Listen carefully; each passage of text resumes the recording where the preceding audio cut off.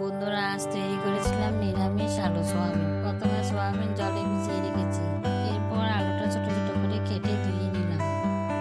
এরপর টমেটো কেটে নিলাম, এরপর এক টুকরো আদা কুচিয়ে নিলাম। সয়াবিন সিদ্ধ বসালাম, সিদ্ধ হয়ে এলে একটা মশলা তৈরি করে নিই। পরিমাণ মতো জিরের গুঁড়ো, হলুদ গুঁড়ো, লঙ্কার গুঁড়ো, জল দিয়ে গুঁড়ো কষিয়ে তাপ দিলাম, সাদা জিরে ফোড়ন দিলাম, এরপর আদা বাটা দিলাম, তেজপাতা দিলাম, তৈরি করা মশলা দিলাম, এরপর নেড়ে চেড়ে টমেটো দিলাম, এরপর মশলাটা কষিয়ে নিলাম। মশলা থেকে তেল ছেড়ে এসছে, এবার আলু দিয়ে ভালোভাবে কষিয়ে নিচ্ছি। কষানোর পর সোয়াবিন দিলাম,